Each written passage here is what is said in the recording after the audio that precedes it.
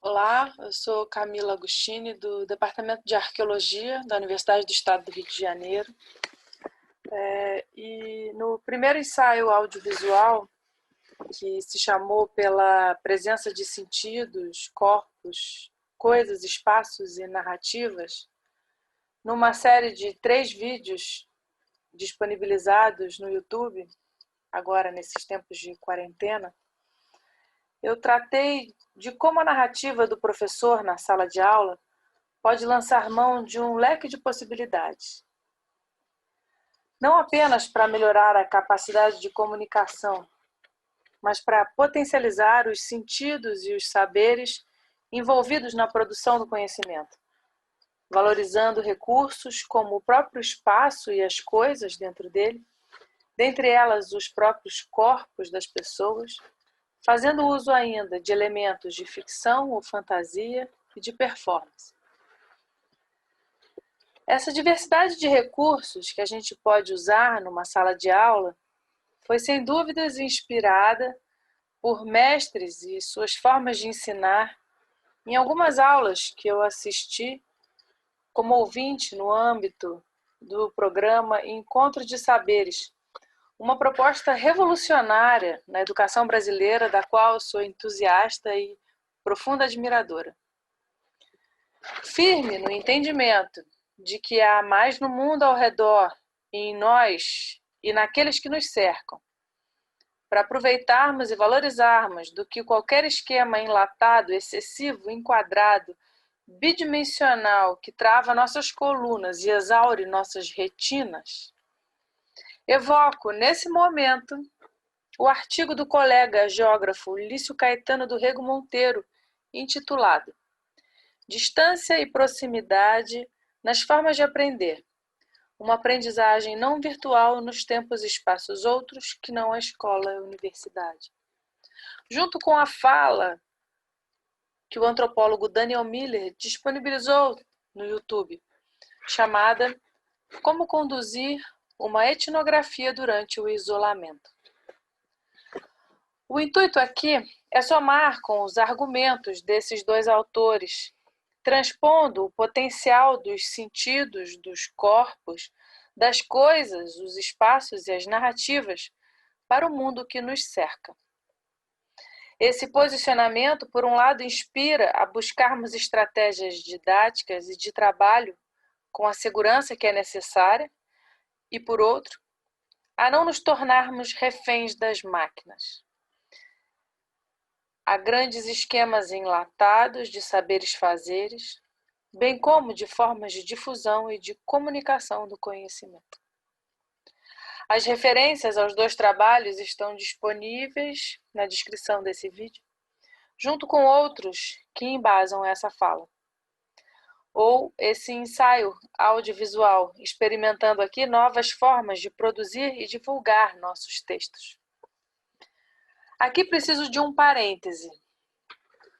Ainda que defenda expandirmos nossas formas de comunicação, pensarmos em diferentes produtos possíveis para nossos textos e conteúdos, vale lembrar que professores não são youtubers. Nem todos contam com equipes de produção audiovisual, nem todos sabem editar vídeos, e aqui eu agradeço à aluna Ana Paula Monteiro pela edição dos depoimentos que vão vir a seguir, muito menos lidar com as câmeras. E assim caminhamos no maravilhoso mundo do ensino remoto. E eu acho que eu não preciso desenvolver muito a respeito disso, né? A não ser continuar pedindo um pouco da paciência para aqueles que conseguem prestar atenção até o final dessas propostas. Fecho parênteses. A contribuição dessa vez será a menção a exercícios, ferramentas, olhares para mapeamento de temporalidades e territorialidades, que vêm sendo experimentados e experienciados em diferentes atividades e que podem, por que não, ser adaptados ao microcosmos de nossas casas, dos arredores de nossas vizinhanças, do que podemos ver do parapeito de nossas janelas. Mas que apresentar procedimentos e metodologias, vou reportar resultados e convidar alguns parceiros para falar de suas experiências junto a essas atividades, que são partes do projeto Campos e Saberes, Práticas de Pesquisa Interdisciplinar na extensão da sala de aula, que venho coordenando como um projeto integrado de pesquisa, ensino e extensão. Vou me centrar em duas experiências que contaram com viagens para trabalho de campo, ambos com estudantes de graduação em arqueologia da UERJ, no âmbito de disciplinas como prática de campo e metodologia da pesquisa arqueológica. A primeira delas aconteceu em Dois Rios, na Ilha Grande, tendo como base e apoio o CEADES, campus de pesquisa da UERJ, junto a uma turma de geografia da UF de Angra e seu professor Lício Caetano, do Rego Monteiro, e a professora de zoologia da UERJ, Clarissa Canedo, uma grande parceira do projeto Campos e Saberes, na UERJ. Nesse caso, pouco mais de 20 alunos, a partir de uma imersão no local, divididos em grupos que simulavam equipes de pesquisa, definiram interesses de pesquisa, simulando a estruturação de um projeto e uma busca. Como resultado dessa atividade, e aqui vou suprimir a complexidade do processo, tivemos o mapeamento de temporalidades e territorialidades, orientado por um sistema de fichas de registro de lugar, de caminho, de pessoas e de estruturas, que nos ajudava a olhar e registrar empirias diversas de forma integrada. E aqui eu continuo com vocês. Realizados trabalhos em uma área de cemitério abandonado, identificado em mapa histórico pelo grupo em pesquisa prévia, e a partir das buscas, a equipe pôde se perguntar se era possível, a partir dos vestígios, conhecer, a partir de um cemitério, a própria sociedade do lugar. Foi também feito por outro grupo um trabalho em praia vizinha, que tinha um formato propício ao abrigo de embarcações, onde o grupo vislumbrou o potencial de uma arqueologia subaquática relacionada ao tráfico ilegal de escravos, além do potencial multidisciplinar envolvendo a geologia do lugar. Um caminho também foi foco de pesquisa, uma trilha que leva a essa mesma praia, quando o grupo fez um levantamento de potencial desse trajeto, mapeando a incidência de diferentes temporalidades e exercitando maneiras poéticas de narrar para os colegas o caminho percorrido, reconhecido e registrado tecnicamente. Uma edificação histórica muito antiga, apelidada em campo com um nome que fez a equipe perceber que era preciso trocá-lo antes que fosse tarde. Antes que os pesquisadores acabassem definindo as coisas à sua maneira, quando na verdade estavam justamente querendo entender os significados delas para os moradores locais. E uma equipe com muitas pernas, aprendendo a se desintegrar e se reagregar na dinâmica do trabalho em grupo, como acontece quando trabalhamos com pesquisas que agregam diferentes especialistas. Dedicaram-se a compreender a cadeia do lixo, os ciclos de vida, a dinâmica de resíduos na vida em Dois Rios. Do entendimento das formas de tratamento dos resíduos sólidos no SEADES, ao lixão, onde, em uma casa abandonada, descobriu-se que tudo ali estava arrumado, separado, com um sentido de aproveitamento e ordem, apesar do descaso das instâncias públicas. Obra e arte de um morador local, em consonância com uma engrenagem maior que movimenta os moradores da vila. E, ainda, como o elemento artístico pôde transformar a vida de uma pessoa, como a famosa artesã Marilda, que tanto fascinou os alunos que conversaram com ela sobre sua história de vida, assim como todos os moradores de Dois Rios e os funcionários do SEAD, que gentilmente nos receberam e acolheram essas equipes de arqueólogos aprendizes, que buscando por coisas, paisagens, memórias, atentos às dinâmicas sociais, às variações da mata, ao comportamento dos animais, às formações geomorfológicas e geológicas, foram quase unânimes em dizer que a maior satisfação do trabalho ao final foi a oportunidade de conversar com as pessoas, fazer entrevistas, conhecer suas gentes e descobrir que a arqueologia também trata-se disso. Infelizmente, sem as devidas autorizações, as imagens são assim, cheias de efeitos artísticos do Word. Aqui vão eles, sendo enquadrados à moda antiga, em momentos de trocas com os professores parceiros, antes de partirem para o mundo. E, por fim, nas trocas finais dos resultados de seus projetos e atividades desenvolvidas. Teve pouco tempo para o banho, isso eu posso garantir, o que foi uma lástima. O segundo caso experimentado foi algo diferente. O grupo partiu de uma questão muito instigante, eu diria fabulosa, quase uma missão impossível, anunciada a partir de um documento citado em artigo publicado pela historiadora Sylvia Brugger, mas que abria portas para todo um leque de pesquisa, no caso, em torno das Irmandades de Pretos dos séculos XVIII e XIX. O tema foi apresentado em sala de aula como um caso a ser investigado, em torno desse documento, com uma informação incrível. E aqui eu lembro de um material muito rico que a professora Keila Greenberg e a equipe da Unirio disponibilizam num site chamado Detetives do Passado, para professores trabalharem no ensino básico. Um material muito interessante.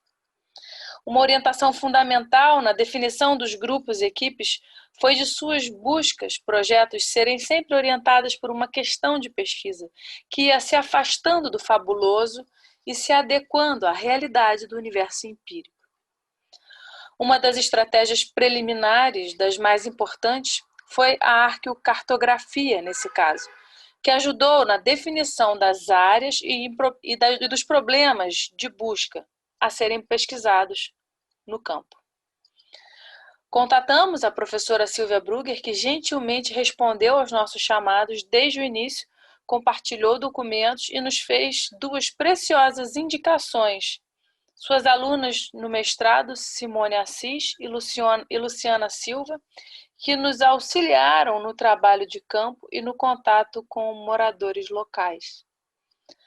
Ao final, as equipes produziram dossiês escritos como resultados de suas atividades, traduzidos em um mapeamento e um reconhecimento de potencial de estudo do cemitério da Igreja Matriz do Distrito de Rio das Mortes, de levantamento de potencial de pesquisa na região de Rio das Mortes em relação às práticas ligadas à irmandade do local, a identificação das materialidades e dinâmicas sociais na periferia de São João ligadas à irmandade no bairro de São Dimas, exercitando reflexões importantes de cunho político-racial, uma leitura fenomenológica da paisagem sonora do toque dos sinos na região central da cidade, considerando a distribuição espacial das igrejas na paisagem social de São João del Rei, um estudo em áreas remotas, periféricas, não edificadas, com indicações nas fontes de localização de estruturas semelhantes a alicerces, identificadas em campo como estruturas ou mesmo um lixão que acabaram servindo para exercitar inúmeras ferramentas e conceitos clássicos da arqueologia, como processo formativo, tipo de refúgio, sítio arqueológico, etc. A busca por uma olaria existente nas fontes que descortinou uma outra, além de materialidades inusitadas e o reconhecimento da importância do retorno de nossas atividades para aqueles que nos dão parte de si, para produzirmos o conhecimento. Por fim, o grupo, que na verdade foi uma dupla, que não pôde fazer a viagem e que fez o exercício no entorno da Irmandade de Nossa Senhora do Rosário e São Benedito, no centro da cidade do Rio de Janeiro, mostrando maestria no manuseio de diferentes tipos de fontes, na observação crítica sobre as condições de conservação da edificação, que se encontrava à época e se encontra ainda hoje fechada por questões de segurança relativa ao estado de conservação. No momento, estamos tentando algum financiamento para a publicação desses dossiês, já que a publicação para graduandos foi um espaço que se restringiu nos últimos anos e começa ainda timidamente a reconquistar novos territórios editoriais. E eu agora convido parceiros que estiveram nessas empreitadas para falar um pouco das suas impressões, ajudando a pensar se essas buscas não podem acontecer também dentro de casa. Quem sabe dentro de algum armário, em um álbum de fotografias, com um avô ou uma tia com quem pouco conversamos. Sem falar em toda a vizinhança ao redor, para aqueles que estão com raios de ação um pouco mais ampliados. Em cena, a Clarissa, o Lício, a Simone e os alunos de arqueologia da UERJ, Michael Marques e Heikel Diniz. Eu tenho participado com a Camila de atividades de campo do projeto Temporalidades e Territorialidades. Eu costumo dar uma palestra sobre animais peçonhentos, que está dentro da minha especialidade. E eu participei de uma edição de campo de disciplina que ocorreu no SEADES, na Ilha Grande, o campus da UERJ. Essa experiência foi muito enriquecedora. Primeiro que eu aprendi bastante, não só levei a minha contribuição de conhecimento dos animais peçonhentos, mas também aprendi muito sobre arqueologia e outros vários assuntos. Foi uma imersão interdisciplinar em um curto espaço de tempo. E o mais gratificante foi ver o quanto os alunos se envolveram e participaram do projeto, o quanto eles cresceram durante esse aprendizado.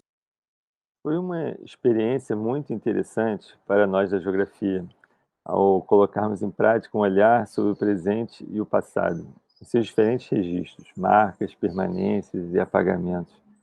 Eu fui convidado a contribuir trazendo um aporte da geografia e resolvi tomar como ponto de partida uma ideia-chave do Milton Santos, que é a de que o espaço é um acúmulo desigual de tempos. É uma ideia que casa muito bem, né, com a arqueologia, né? E para observar esse acúmulo, lançamos mão de dois conceitos, né? O de paisagem e o de lugar. Para mim, foi uma grata surpresa exercitar a observação da paisagem, a experiência da paisagem através de diversos sentidos, né? Sons, tato, cheiros, né? As imbricações entre paisagem natural, paisagem cultural, esses híbridos, né? A transformação pela técnica e pelo trabalho, e também a possibilidade de explorar os significados e a dimensão simbólica que reside na paisagem, né? Assim como pensar o lugar, né, em sua dimensão mais objetiva, como localização. Então, nós trabalhamos, por exemplo, georreferenciamento, trabalhamos com GPS, mas também a ideia de sítio, de posição, né, da posição geográfica, mas também o lugar como esse espaço vivido, espaço relacional. Ao entrar em contato, né, com a metodologia do mapeamento das temporalidades e territorialidades, né, com essa produção das fichas de lugar, pessoa, caminho, estrutura, né, a gente conseguiu explorar, sobretudo, a combinação de diferentes fontes e registros sobre cada um desses objetos, relacionando depoimentos, registros fotográficos, croquis, análise dos materiais, mapas antigos, georreferenciamento, documentos, livros, bibliografias, né, que a gente encontrou sobre aqueles lugares, e tudo isso funcionando assim como se fosse um feixe de luz, né, sobre os objetos, né, que a gente estava pesquisando, né? E que esses feixes que vão cruzando objetos, eles vão revelando a sua densidade, os seus significados particulares e suas relações dentro de um contexto mais amplo. Então, isso foi muito interessante observar essa combinação de várias fontes. Eu imagino que durante esse confinamento que a gente está vivendo, é muito possível experimentar em nossa própria casa, em nosso entorno, uma série de atividades que a gente experimentou nesse trabalho de campo, né? Observar as paisagens a que temos acesso no nosso entorno, o lugar em que a gente vive, em suas diversas dimensões, né? As camadas de tempo acumuladas com esses acréscimos sucessivos, né? As pessoas, as estruturas, os caminhos que nos atravessam, né, de alguma forma nesse lugar. Eu mesmo tenho experimentado isso com meu filho de 5 anos. A gente faz duas brincadeiras. Uma é a expedição, né, que a gente monta uma mochilinha e sai andando em volta da casa, fazendo caminhos não muito usuais, mas tem um percurso, e esse percurso tem uma certa história, né, que é possível de contar nesse percurso. E também tem a brincadeira da caça ao tesouro, né? A gente sai em busca de detalhes escondidos em volta da casa, dentro de casa, encontra uma louça quebrada, né? Uma marca, uma pedrinha bonita, uma teia de aranha, algum ponto de vista diferente de observar a paisagem, ou qualquer curiosidade ele sempre encontra ou inventa no meio do caminho, até surpreende. E essas brincadeiras me chamaram a atenção sobre como a gente poderia explorar o nosso interior e o nosso entorno em outros níveis de complexidade, né?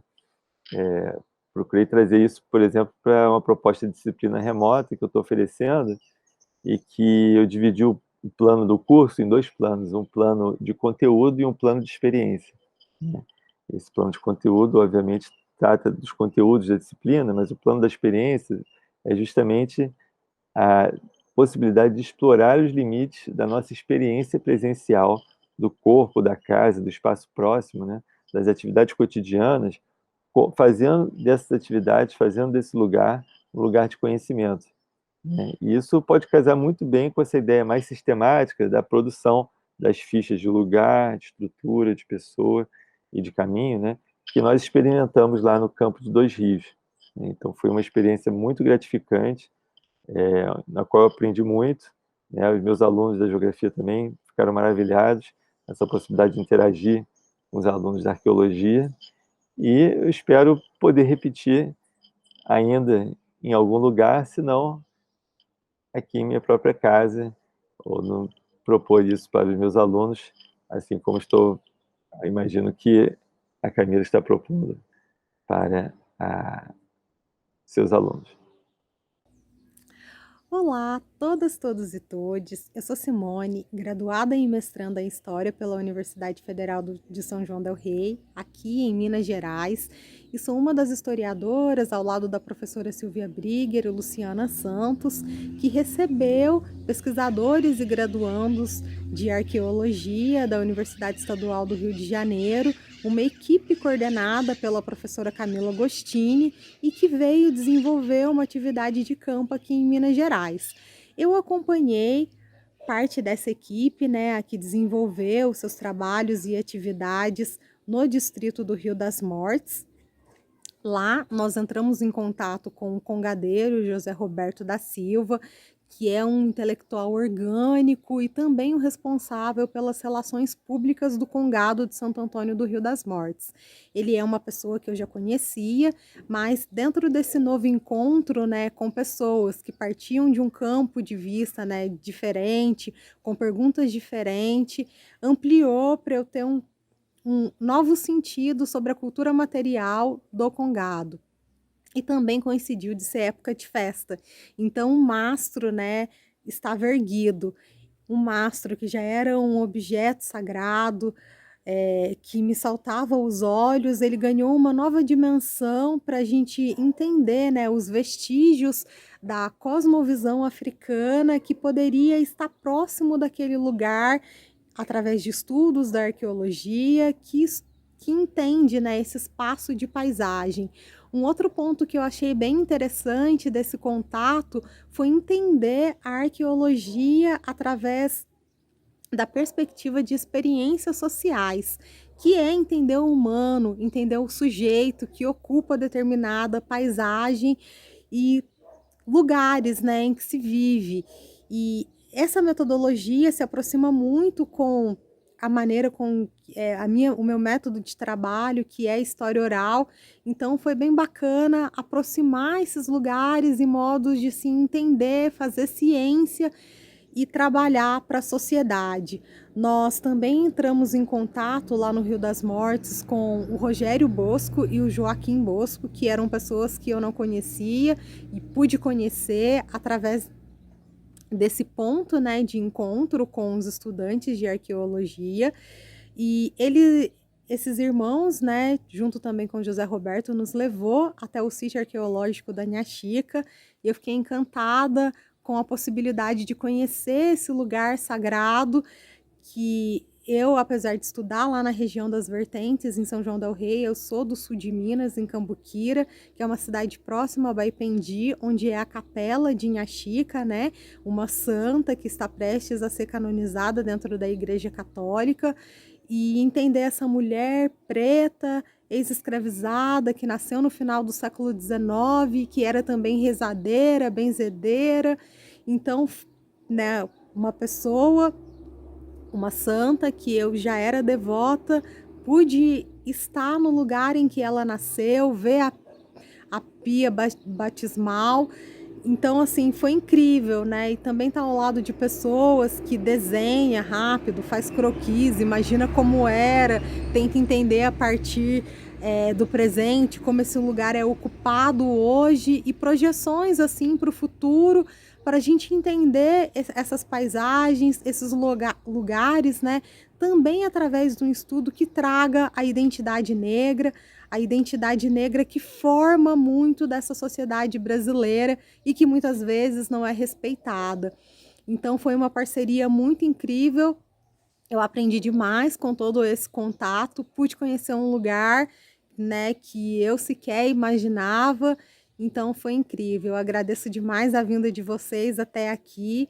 Esperamos que continuemos em contato e que projetos como esse, né, que já faz ciência a partir da graduação, já está num estudo aí, atividade de campo, ele prospere, porque universidades estaduais, universidades federais, lugares que ocupam espaço público de ensino gratuito e de qualidade também trabalha de maneira muito séria.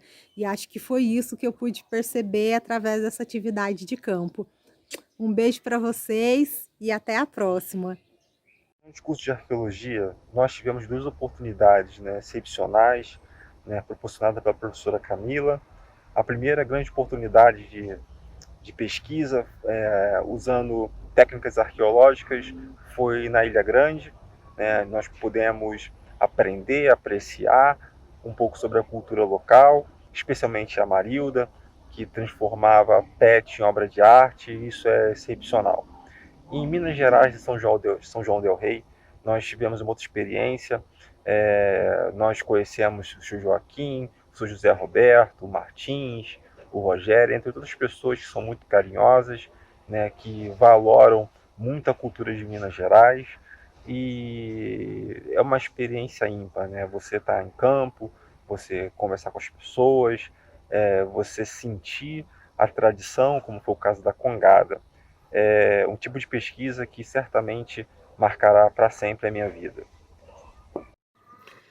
E aí, suave?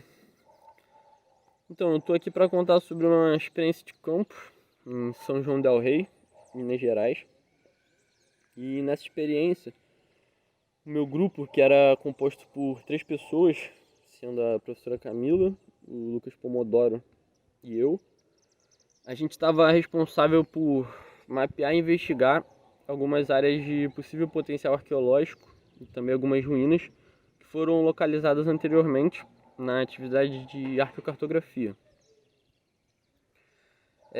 Dentro dessa atividade, a gente teve a liberdade para poder escolher a metodologia que a gente preferisse e que melhor atendesse ao nosso contexto.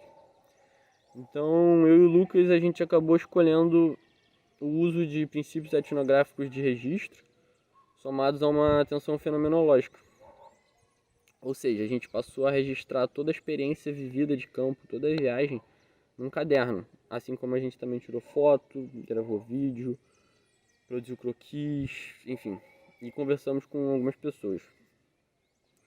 A forma particular de registrar uma experiência de campo em caderno, isso é, se atentando não só à materialidade investigada, mas também aos sentidos, aos afetos, às agências e às vivências, ou mesmo às dificuldades. Com o auxílio do registro iconográfico e audiovisual, nos permitiu retornar a campo sempre que necessário. Ou seja, a gente conseguia lembrar da experiência, como foi viver a experiência, sentado, por exemplo, no sofá no Rio de Janeiro, através dos registros. Essa abordagem ela permitiu também que a gente pudesse entender um pouco como foi viver a experiência de campo pelo outro. A gente lia o registro do outro e conseguia entender um pouco como foi viver, sabe?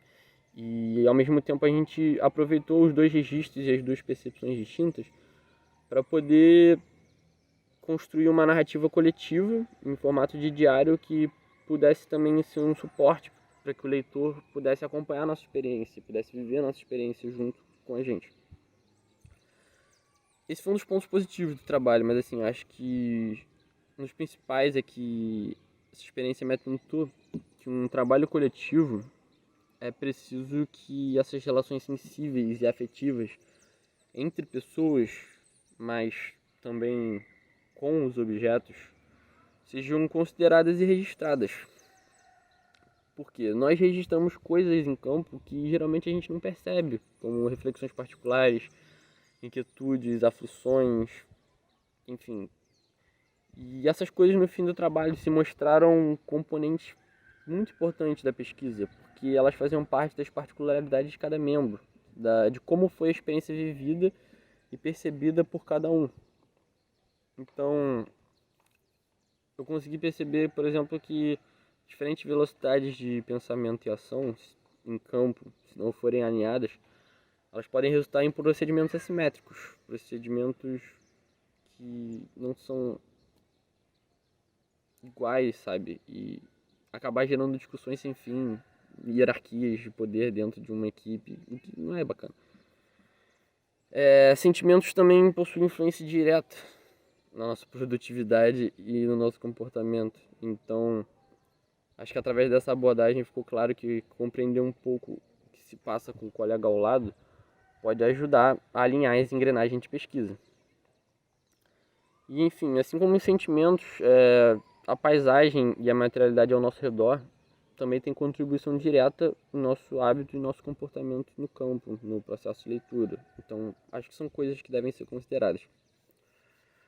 Mas, enfim, eu acredito que, assim, num momento de quarentena como esse, que a gente não pode sair de casa, que as nossas relações sociais estão limitadas por conexões em máquinas, que nossos passeios podem ser restringidos a um cômodo e outro, a gente pode experimentar essa abordagem para registrar a vida, cada um em seu quadrado, para diversos fins, seja no movimento de registrar o cotidiano da quarentena, ou de compartilhar experiências, aflições ou afetos com outras pessoas através da troca de registros, ou até mesmo num processo crítico e autorreflexivo tomando a própria vida como objeto de estudo, tentando conhecer um pouco mais a si mesmo, ou o mundo que o cerca, eu não sei, enfim. Acho que essa é uma abordagem muito simples e, de certa forma, mais adaptável e prática, que pode ser utilizada em qualquer contexto, principalmente no contexto de quarentena. Então eu quis falar um pouco sobre essa experiência, porque acho que em confinamento talvez a vida possa não estar tão simples. A gente talvez esteja meio perdido. E utilizar uma abordagem como essa pode servir para, sei lá, passar o tempo, ou mapear a materialidade ao seu redor, mapear o comportamento das pessoas da sua casa, mapear o seu próprio comportamento. Enfim, tem uma diversa utilidade para esse tipo de coisa e eu acho que vale a pena experimentar, já que a gente está trancado dentro de casa. Acho que é uma boa oportunidade para experimentar outras formas de interagir e perceber a materialidade. Para finalizar e deixar a bola em jogo, vale lembrar o famoso jogo de escalas do Jacques Ravel. E, quem sabe, instrumentalizar os alunos para o uso dessas ferramentas, desses olhares, relacionando a história de coisas com as suas histórias de vida. Quando histórias de vida podem tecer histórias locais, ampliando e fortalecendo redes de reconhecimento e de pertencimento. Ou, no sentido inverso, quando coisas públicas da vizinhança, vizinhos, podem ser ouvidos. Quem sabe a moda Miller de fazer etnografia no isolamento, tecendo fios de histórias de vida feitas de coisas e de gente mais ou menos aquarentenada em tempos de pandemia. Quando retratos, filmes, narrativas, canções, poesias podem ser trazidos para as salas de aulas virtuais, e aí sim poderemos ter momentos de alegria, de acolhimento, de estar juntos, compartilhando, criando, reinventando, porque o mundo continua fora das telas. Um grande abraço.